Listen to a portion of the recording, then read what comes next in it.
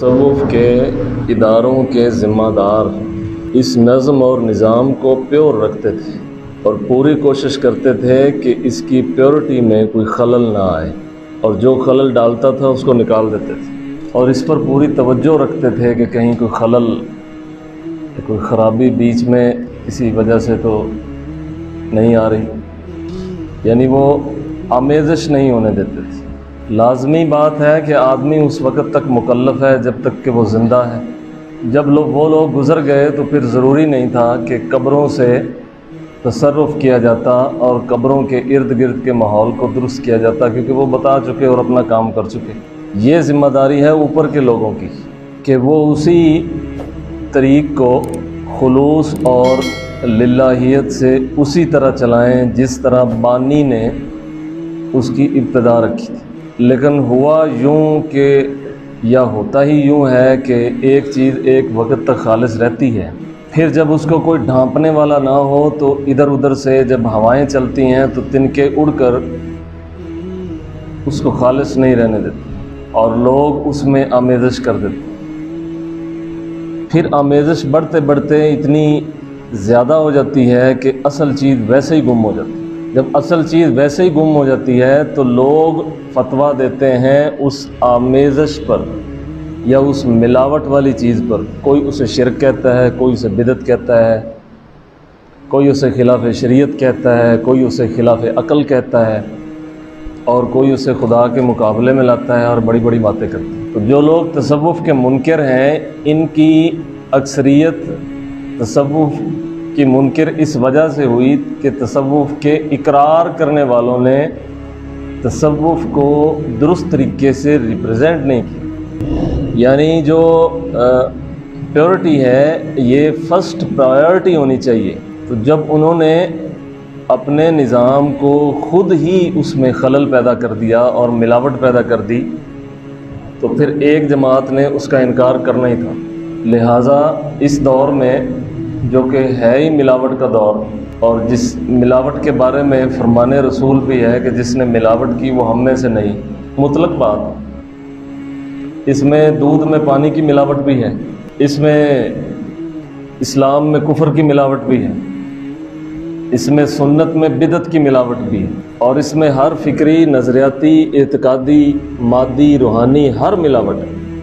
یعنی جس نے جس جگہ جس قسم کی ملاوٹ کی وہ ہم میں سے نہیں۔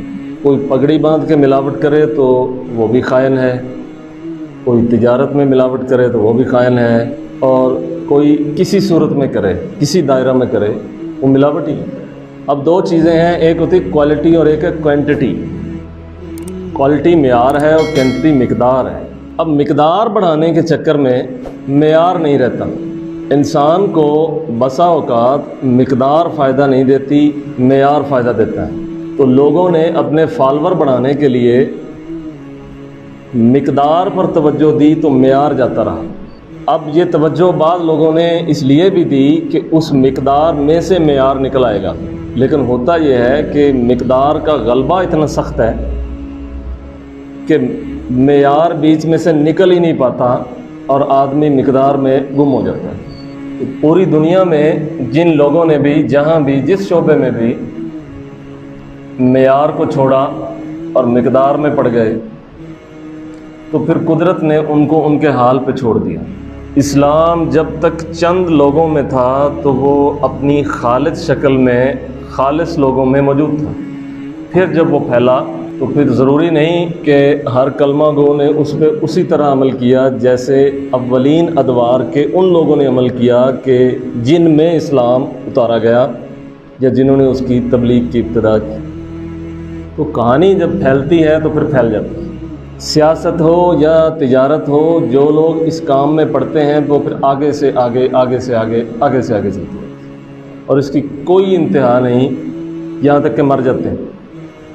کبھی کسی مالدار آدمی آپ نہیں دیکھیں گے کہ وہ اس کا پیٹ بھر جائے، نہیں بھر، اس کو جتنا بھی ملتا جائے گا وہ اس مقدار کو آگے بڑھانے کی کوشش کرے گا۔ یہی بات سورہ تکاثر میں ہے کہ الہاکم التکاثر، زیادہ جمع کرنے کی ہوس نے تمہیں غافل رکھا، حتیٰ زرتم المقابر، یہاں تک کہ تم نے قبریں دیکھ لی۔ تو یہ جو توسع پسندی ہے یہ بہت ساری ٹینشنز کا سبب بھی ہے۔ مثلاً یہاں آپ ایک گھر بناتے ہیں تو اس میں آپ ماربل لگانا چاہتے ہیں، تو ایک سستا ماربل بھی ہے لیکن آپ چاہتے ہیں کہ مہنگے سے مہنگا لگے۔ اگر آپ اپنے دماغ کو درست کریں تو وہ کام سستے سے بھی نکل آئے گا جو آپ مہنگے سے نکالنا چاہتے ہیں۔ اچھا، مہنگا لگانے کے لیے پھر آپ قرض پکڑیں گے، اگر آپ کسی ادارے میں ہیں، محکمے میں ہیں، تو وہاں کرپشن کریں گے یا کوئی گڑبڑ کریں گے صرف اپنے گھر کو زیادہ خوبصورت بنانے کے لیے۔ اسی طرح سے ہی مساجد ہیں، ہم لوگ مساجد میں پوری دنیا کی بہترین ٹائلیں اور ماربل لگانے کے لیے ہر حلال اور حرام چندہ لے لیتے ہیں، حالانکہ ہونا یہ چاہیے کہ جو مستقل یا مسجد میں آنے والے نمازی ہیں وہ خود مسجد کو چلائیں، چندے تک نوبت ہی نہ آئے اور وہ حلال کے ذرائع سے چلے۔ لیکن اس کی خوبصورتی کے لیے ہم کیسے کیسے لوگوں کے پاس جاتے ہیں اور ان کی کئی طرح سے منت سماجت کرتے ہیں۔ تو یہ یعنی توسع پسندی اور جمال کو حاصل کرنے کے لیے کمال ضائع ہو جاتا ہے۔ جیسا کہ آپ کسی صورت پر یا کسی شکل پر ایسا میک اپ کر دیں کہ میک اپ کرنے کے بعد اس کی اصل چھپ جائے، اور ہوتا بھی اسی طرح ہے۔ تو دنیا کے اندر لوگ میک اپ میں رہتے ہیں، اپنی ذات کا بھی، اپنے گھر کا بھی اور اپنے پورے کے پورے سسٹم کا۔ اس میں کیا ہوتا ہے، حقیقت پسندی، حقیقت بیانی اور کمال رفتہ رفتہ ضائع ہو جاتا ہے۔ تو کوانٹٹی اور کوالٹی کا جہاں مقابلہ ہو تو بڑی سمجھداری سے کام لینا چاہیے۔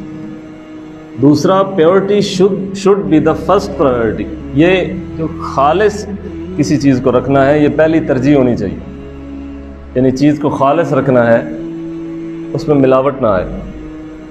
تو پہلے دور کے صوفیوں نے تصوف کے نظام کو خالص رکھا۔ خالص رکھنے سے کیا ہوا کہ اللہ تعالیٰ کی تائید اور مدد اور روحانیت اسی طرح سے اترتی رہی، ان میں بھی اور ان کے فالورز میں بھی۔ پھر نیتیں خراب ہو گئی، بیچ میں توسع پسندی کی سوچ وہ مل گئی، جب وہ ملی تو کہانی ختم ہو گئی۔ حضرت ابوالحسن خرقانی کا وہ واقعہ کہ جس میں وہ کئی دن سے بھوکے تھے، وہ بھی ان کے عقیدت مند بھی، ایک آدمی وہ کچھ لے کر آتا ہے، آٹا ہے اور ایک جانور ہے کہ یہ صوفیوں کے لیے ہے، تو آپ اسے واپس بھیج دیتے ہیں، یہاں کوئی مدعی نہیں ہے جو یہ دعویٰ کرے کہ میں صوفی ہوں، اس لیے تم لے جاؤ، اور وہ لے گئے۔ اس کے بعد یہ ہوا کہ اسی تصوف کے میدان میں بہت سے ایسے لوگ پیدا ہوئے جنہوں نے گھر گھر جا کر لوگوں کے جانور، ان کے گھروں سے راشن اکٹھا کرتے ہیں اور پھر اس پر وہ اور ان کی اولادیں سارا سال عیاشی کرتی ہیں۔ گندم کے سیزن میں گاؤں سے گاؤں یہ پیر لوگ جاتے ہیں، یہ ان کو جا کر یہ تو نہیں کہتے کہ آپ عشر دیں اور عشر ان کو دیں جو ضرورت مند ہیں، یہ کہتے ہیں ہمارا حصہ نکالو۔ تو یہ گدھا گری کی ایک معزز شکل ہے، یعنی ایک لیٹسٹ ورژن ہے، یوں کہیں کہ گدھا گری کا ایک ورژن ہے۔ جیسے عام ورژن ہوتے ہیں کہ فقیر اگر عاجزی کرے تو اس کی مجبوری ہے، تو یہ لوگ ہے وہی ہے، مانگنا ہی، لیکن ایسے طریقے سے کہ لوگ اس کو ضروری سمجھ کر دے دیتے ہیں۔ تو یہ وہ خرید و فروخت ہے جو تصوف میں پھر شروع ہو جاتی ہے، اور اللہ کے نام پر، یعنی وہ اپنے عقیدت مند کو یہ تو نہیں کہیں گے زکوٰۃ دو، لیکن یہ ضرور کہیں گے کہ ہمارا حصہ دو۔ پہلے پیر پیشواؤں نے تو ایسا نہیں کیا تھا۔ تو یہ وہ ملاوٹ کی شکلیں ہیں۔ تو ملاوٹ ہوتے ہوتے اب جو دیکھیں، وہ کہتے ہیں جی کتابوں میں لکھا ہوا ہے کہ خالص چیز ہوتی ہے، ایگزسٹ کیا چیز کر رہی، موجود کیا ہے، سامنے نظر کیا چیز آ رہی ہے، کیا پیورٹی نظر آ رہی ہے؟ تو جب پیورٹی نظر نہیں آ رہی تو پھر ایک قوم فتویٰ تو دے گی کہ پیورٹی ہے ہی نہیں۔ مثلا خدا نظر نہیں آتا تو ایک قوم کہتی ہے نا کہ خدا نہیں ہے، ایک قوم کہتی ہے خدا نہیں ہے، کس بنیاد پر کہتی ہے کہ نظر نہیں آ رہا؟ یہ دلیل ہے عقلی، یعنی جو چیز ان سین ہے، نظر نہیں آ رہی، وہ ہے ہی نہیں۔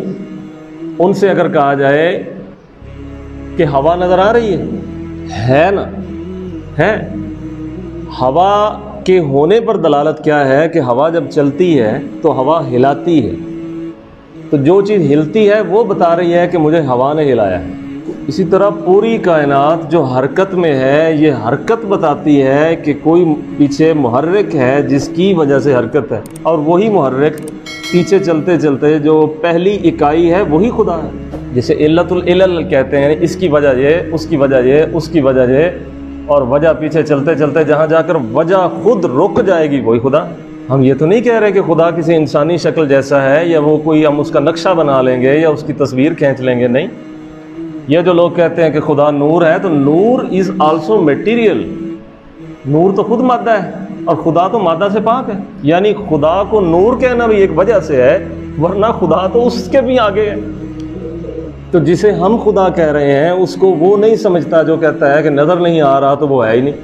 لیکن یہ بہرحال ایک بحث دوسری ہے، خدا کے ہونے یا نہ ہونے کی، یہ ایک دوسری بحث ہے جس بحث پر ہم موجود تھے۔ یعنی جب کسی ناظر کو کوئی چیز نظر نہیں آئے گی تو وہ کہے گا ہے ہی نہیں۔ جو تصوف کی حقیقی شکل دکھائی نہیں دے گی تو لوگ کہیں گے تصوف ہے ہی نہیں۔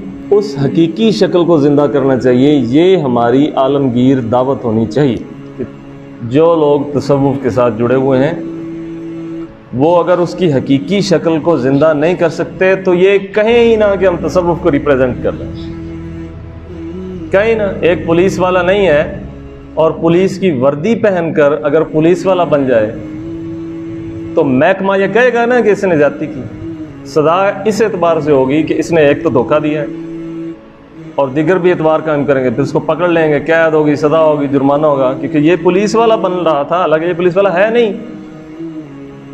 تو جب ایک آدمی اپنے آپ کو جھوٹا کسی ادارے کی طرف منسوب کرے گا تو اس کو اس دنیا میں سزا ملے گی۔ تو جب کوئی آدمی دین کی بہترین اور اعلیٰ شکل کی طرف اپنے آپ کو منسوب کرے گا اور دراصل وہ اندر سے ہے نہیں، اس کی کتنی بڑی سزا ہونی چاہیے، اس کو بھی سزا ملنی چاہیے۔ چنانچہ یہ بھی کوئی ضوابط ہونے چاہیے کہ اس چیز کو پرکھ لیا جائے اور جانا جائے کہ دراصل اصل ہے کیا۔ باقی رہتے ہیں جو لوگ پیش کرتے ہیں یا جو بیان کرتے ہیں یا جو چیزوں کو ظاہر کرتے ہیں یا لکھتے ہیں یا بولتے ہیں یا فروغ دیتے ہیں، وہ اپنے مزاج کو بیچ میں دخل دے دیتے ہیں۔ مثلا آپ ایک ولی سے کہیں کہ ولی کا تعارف کرواؤ، اور پھر آپ ایک مولوی سے کہیں کہ ولی کا تعارف کرواؤ، اچھا پھر آپ ایک حافظ صاحب سے کہیں کہ ولی کا تعارف کراؤ، پھر ایک تاجر سے کہیں کہ ولی کا تعارف کراؤ، اچھا اس کو ایک سیاستدان سے کہیں کہ ولی کا تعارف کراؤ، تو ہر ایک کا تعارف الگ الگ ہوگا۔ بندہ ایک ہے، چار لوگوں نے اس کی مختلف چیزوں کو لیا ہے۔ تاجر نے لیا ہے کہ میں اس سے کون سی دعا کراؤں کہ میری تجارت بڑھے، سیاستدان نے یہ لیا ہے ہاں جی میں جب بھی اس کے پاس جاتا تھا ووٹ لینے کے لیے اس کے مرید ووٹ بھی دے دیتے تھے، دعا کرتا تھا میں جیت بھی جاتا تھا۔ مولانا آدمی اس کی کوئی نہ کوئی ایسی میٹافزیکلی کوئی اس کا کرامت بیان کرے گا کہ جس سے وہ اسے ایک ماورائی مخلوق ثابت کر کے یہ بتائے گا کہ تم ہو وہ ہے، جبکہ آپ ولی سے اگر اس کا ولی کا تعارف پوچھیں گے تو وہ اور طرح سے کرائے گا۔ تو یہ مزاج کا بھی دخل ہوتا ہے، یعنی ریپریزنٹ کرنے والا اصل چیز کے اندر اپنا مزاج داخل کر دیتا ہے، اپنی طبیعت داخل کر دیتا ہے، تو لوگ اپنی طبیعتوں سے نہیں نکلتے، مر جاتے ہیں۔ یعنی طبیعت سے نکلنا مرنے سے مشکل ہے، طبیعت سے نہیں نکلیں گے، مزاج سے نہیں نکلیں گے، مر جائیں گے۔ تو ملاوٹ جو ہے یہ اتنا بڑا جرم ہے، انسانی، اخلاقی، سماجی، معاشرتی، مذہبی، دینی، ہر بنیاد سے ملاوٹ ایسا جرم ہے کہ اگر ملاوٹ کرنے والوں کو چھوڑ دیا جائے تو تھوڑے ہی عرصے میں وہ شعبہ جس میں ملاوٹ ہو رہی ہے وہ تباہ ہو جاتا ہے۔ آپ کوئی شعبہ لے لیں جس میں ملاوٹ ہوگی وہ ختم، جس میں ملاوٹ، اس میں ملاوٹ افراد کی بھی ہو سکتی ہے، یعنی سچوں کی جگہ جھوٹے بیٹھ جائیں اور معزز کی جگہ کمینہ بیٹھ جائے، جیسا کہ حدیث بھی ہے کہ آخری زمانے میں قیامت کی علامتوں میں سے یہ علامت ہوگی کہ معزز کی جگہ کمینہ بیٹھ جائے گا، اور جہاں اہل کو بیٹھنا چاہیے وہاں نااہل بیٹھ جائے گا۔ پھر کیا ہوگا کہ وہ شعبہ ہی تباہ ہو جائے گا۔ ہوا نہیں؟ اگر آپ غور کریں پارٹیشن کے بعد پاکستان کے ہر شعبے میں وہی لوگ ذمہ دار ٹھہرے جن کے پاس سرمایہ تھا یا جاگیر تھی، اور جاگیر ان لوگوں کو دی گئی جو وفادار تھے، اور یہ امید تھی کہ ان لوگوں کی ترجیحات ہی نہیں ہوں گی سسٹم کو بدلنا، اور سرمایہ دار کی ترجیح یہی ہوتی ہے کہ پورے علاقے کا سرمایہ اور اس سے نکلنے والا نفع میرے گھر میں جائے، 40 گھروں کا راشن نہ بنے۔ مثال کے طور پہ ایک آدمی 5 کروڑ انویسٹ کر کے ایک کولڈ سٹور لگاتا ہے تو کولڈ سٹور کے 4 ملازم ہیں، سارا نفع اس آدمی کو جاتا ہے۔ اور ایک آدمی 5 کروڑ خرچ کر کے ایک ایسی انڈسٹری لگاتا ہے جس کے 200 ملازم ہیں، تو 200 ملازموں کے گھروں کو راشن پہنچے گا، بے روزگاری بھی کم ہوگی۔ تو جہاں اہل کو بیٹھنا چاہیے تھا وہاں نااہل بیٹھ گئے۔ اسی لیے اس دور میں آپ دیکھیں تو ایک تجزیہ کار، ایک صحافی کی عزت زیادہ ہے، ایک عالم فاضل کی اتنی عزت نہیں ہے، کیونکہ اس کے پاس پیسے زیادہ ہیں۔ وہ جس سیٹ پہ بیٹھا ہے وہ ڈائریکٹ قومی ایشوز پہ بول رہا ہے، اور مولانا صاحب جس سیٹ پہ بیٹھے ہیں بیچارے اپنی مسجد کے معاملات میں بھی نہیں بول سکتے، ان کو نکال دیا جائے گا۔ ان کے 2-4 بچے ہیں بیچارے، وہ کدھر جائیں گے؟ وہ گلی گلی کس سے مانگیں گے؟ 1 منٹ میں ایک آدمی مخالف ہو جائے گا، مولانا صاحب کی چھٹی ہو جائے گی۔ لیکن کسی بڑے وزیر مشیر کے 10,000 بھی مخالف ہوں گے، اس کی چھٹی کون کرائے؟ اور اس کو استعفیٰ دے دینا یا استعفیٰ لے لینا یہ کوئی مسئلے کا حل تو نہیں ہوتا، سزا ہی نہیں ہے۔ تو ملاوٹ ایک ایسی بیماری ہے کہ جن قوموں نے، چاہے وہ کافر بھی تھیں، انہوں نے جب ملاوٹ چھوڑی تو اللہ تعالیٰ نے ان کے نظام کو درست کر دیا۔ اس لیے کفر اور عدل یہ اکٹھے دنیا میں رہ سکتے ہیں، لیکن اسلام اور ظلم یہ اکٹھے نہیں رہ سکتے۔ ہاں، کافروں نے ملاوٹ چھوڑی، ہم سے زیادہ صحت مند بھی ہیں، ہم سے زیادہ خوش بھی ہیں، ہم سے زیادہ صاف ستھرے بھی ہیں۔ ان کی گلیاں، ان کے روڈ، ان کے گھر، ان کا پورا شہر دیکھ لیں کہ ہر شخص کو فکر ہے کہ میرے یہ کیوں ایسا خراب ہے۔ یہاں پہ کسی شخص کو فکر ہے نہ اپنی، نہ اپنے گھر کی، نہ اپنی گلی کی، نہ اپنے محلے کی، نہ اپنے شہر کی۔ وہ سوچ ہی اللہ تعالیٰ لے لیتا ہے، توفیق ہی لے لیتا ہے۔ اس لیے دنیا میں اگر کسی نے دنیا کو بہتر کرنا ہے تو پھر وہ مومن ہے یا کافر ہے، اس سے کوئی فرق نہیں پڑے گا، اسے ملاوٹ چھوڑنی پڑے گی۔ اب ہم پھر تصوف کی طرف آ جاتے ہیں۔ تو تصوف کے جو پہلے ادوار گزرے ہیں ان میں نہ ملاوٹ تھی، نہ وہ ملاوٹ کرنے دیتے تھے، نہ ملاوٹ کی کسی جرت ہوتی کسی کی۔ اگر کوئی ملاوٹ کی کوشش کرتا تو وہ اسے خانقاہ سے دھکے دے کر باہر نکال دیتے، جس کی نیت میں فطور بھی آ جاتا تو اسے بھی دھکے دے کر باہر نکال دیتے۔ اب زیادہ تر لوگوں کی خود نیتوں میں فطور ہے، تو امیر ہونے کے چکر میں لوگوں نے کمال کو ضائع کر دیا، امیر ہونے کے چکر میں کمال کو ضائع کر دیا۔ اور وہی برہمنزم جس نے صدیوں بر صغیر پہ حکومت کی، برہمنزم، وہی مسلمانوں کے اندر اسلامائز کر کے پیش کر دیا گیا تصوف کے اندر۔ یعنی ایک صوفی کہ دراصل اگر وزیر اعلیٰ خادم ہے تو ایک صوفی بھی قوم کا خادم ہے، کہ وہ ان کی خدمت کر کے ان کو اصلاح کی طرف لے جا رہا ہے، تو اس کی ایک حیثیت خادم کی بھی ہے۔ لیکن وہ صوفی اگر لوگوں کے لیے خدا کی حیثیت میں ہو جائے تو یہ وہ برہمنزم کا تصور تھا، جسے اسلامائز کرنے کے لیے بھی بڑی محنت کی لوگوں نے کرنی پڑی۔ بندوں کی عظمتیں بتاتے بتاتے بندوں کو خدا بنا بیٹھے۔ وہ بندہ رہ کر بھی تو جلیل القدر سمجھا جا سکتا تھا۔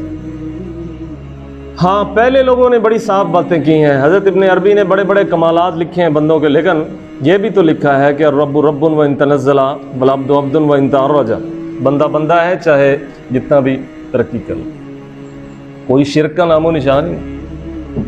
اب کوئی جتنے زیادہ توحید پرست ہیں ان پر اتنے ہی زیادہ شرک کے فتوے ہیں، جتنا زیادہ وہ توحید کا دعویٰ کرتے ہیں ان پر اتنے ہی زیادہ شرک۔ یہ بات ٹھیک ہے کہ شرک کے فتوے لگانے والے بھی بدو ہیں، عقلی طور پر بدو ہیں، لیکن کیا زیادہ توحید کا دعویٰ کرنے والے بھی توحید کی حقیقت کو سمجھتے ہیں؟ مراتب کو دیکھیے کہ ایک ہے لا معبود الا اللہ، اس کی ترقی، طریقت، شعور، ادراک، بلندی کیا ہے؟ لا محبوب الا اللہ، لا مقصود الا اللہ۔ اس سے آگے حقیقت ہے لا موجود الا اللہ۔ ہم لا موجود الا اللہ کو ڈسکس ہی نہیں کر رہے، ہم ڈسکس کر رہے ہیں لا معبود الا اللہ اور لا مطلوبہ، لا مقصود الا اللہ۔ تو شرک کے فتوے تو ہونے چاہیے تھے لا معبود الا اللہ کی حد تک، یہاں تو لا مقصود الا اللہ اور لا مطلوب الا اللہ والا جو گروہ ہے اس پر بھی فتوے لگ رہے ہوتے ہیں، یعنی وہ مطلوب اور مقصود میں سچا نہیں رہا، اس لیے فتویٰ بھی لا معبود سے آگے بڑھ کے ان پر لگنے لگا۔ تو یہ بڑی باریک بات ہے اور سمجھنے والی ہے، اس کو سمجھنا چاہیے کہ فتویٰ شرک کا اس کی حد تو تھی لا معبود الا اللہ کی حد تک، لا مقصود اور لا مطلوب کی سرحدوں تک تو رسائی نہیں تھی، وہ تو بڑے بلند لوگ تھے جو لا مقصود اور لا مطلوب تک جاتے تھے۔ تو انہوں نے جب چھلانگ لگائی لا معبود الا اللہ سے لا موجود الا اللہ کو، تو آسمان سے گرا تو کھجور میں اٹکا، نہ تو لا موجود الا اللہ کی سمجھ آئی، لا مطلوبہ نہ لا مقصودہ کی، موجود جو معبود تھا اس سے بھی رہ گیا۔ یعنی ایک آدمی یہ کہے کہ میں سمجھتا ہوں کہ لا موجودہ الا اللہ کیا ہے اور نماز پڑھ نہ سکے۔ دیکھیں بات کرتا ہے تیسری کیٹیگری کی، یہ تیسری کیٹیگری ہے لا موجودہ الا اللہ، دعویٰ کرتا ہے اس کا کہ میں اس کو جانتا ہوں، اور لا معبود الا اللہ میں تو اس سے پورا نہیں اترا جاتا۔ یعنی اذان آئے تو دل گھٹنے لگتا ہے، پڑھنی پڑے گی، نکل گئی آدھی جان، اچھا پھر جب پڑھنے لگا تو اب بھی نکل رہی ہے، کدوں مکسی، تو وہ تو بیچارہ لا معبودہ پر ہی پورا نہیں، لا موجودہ، لا مطلوبہ، لا مقصودہ اور لا موجودہ، وہ تو اگلی سٹیجز ہیں۔ تو یہ ایسے ہوتا ہے جب لوگ چھلانگیں لگاتے ہیں بے وجہ اور بغیر کسی کمال کے، تو پھر ان کے پیچھے بھی کوئی چیز چھلانگ لگاتی ہے بغیر کسی کمال کے۔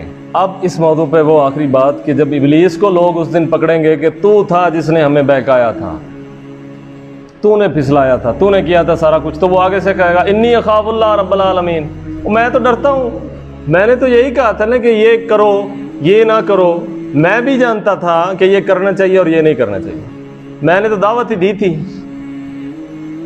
تم نے لبیک کہا، آگے سارا کچھ تو تم نے خود کیا، اس لیے فلا تلومونی ولوموا انفسکم، مجھے ملامت نہ کرو، کرو تو اپنے آپ کو کرو۔ تو یہ پیورٹی جو ہے، یہ purity should be the first priority, پہلی ترجیح جس دن اس قوم کی یہ بن گئی کہ ہم خالص ہو جائیں گے، اس دن اللہ تعالیٰ دوبارہ سے پھر وہی لال و جواہر روحانیت کو زمین سے باہر نکال لے گا۔ وہ چھپے رہتے ہیں بیچ میں، جاتی کہیں نہیں طریقت، چھپ جاتی، اوپر جب زمین درست ہو جاتی ہے تو وہ بیچ میں سے اپنا رستہ نکال کے باہر آ جاتی، چیزیں ختم نہیں ہوتی ہیں۔ یہ بابا فرید کے بعد کیا فقر ختم ہو گیا؟ نہیں، ویسے ہی موجود ہے، بالکل موجود ہے، لیکن زمین کے اندر ہے، جہاں جگہ بنے گی سر نکال کے باہر آ جائے۔ اسی لیے ابو سعید ابو الخیر ایک دن اپنے خانقاہ میں بیٹھے تو ایک مرید نے دل میں یہ خیال کیا کہ آج اس زمانے میں میرے شیخ جیسا کوئی نہیں، تو حضرت نے اس کی طرف دھیان سے دیکھا، دھیان سے دیکھ کے فرمایا مختصر ملک ہے، ابو سعید سے 1000 آتے اور 1000 جاتے ہیں، مجھ جیسے 1000 آتے ہیں اور 1000 جاتے ہیں۔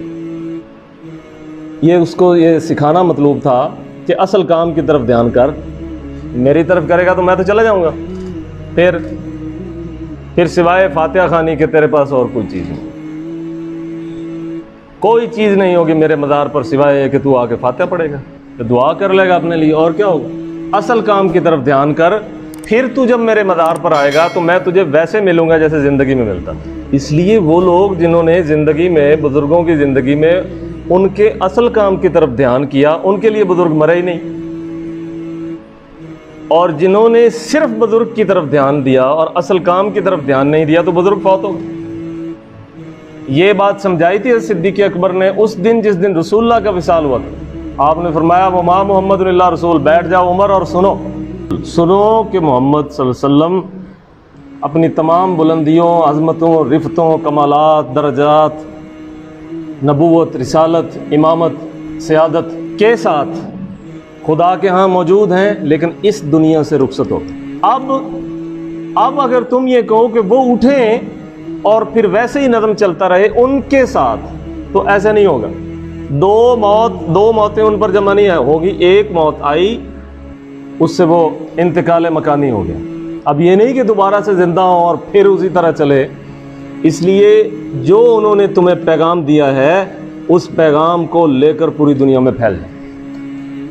یہ بات سننی تھی تو تمام صحابہ جو غم کی وجہ سے نڈال ہوئے تو وہ بھی کھڑے ہو گئے اور ان کو بھی جوش آ گیا ہے کام کرنا چاہیے۔ پھر ہوا سو جو ہوا، دشت تو دشت، اس کا نقشہ کھینچا اقبال، صحرا بھی نہ چھوڑے ہم نے، بحر ظلمات میں دوڑا دیے گھوڑے ہم۔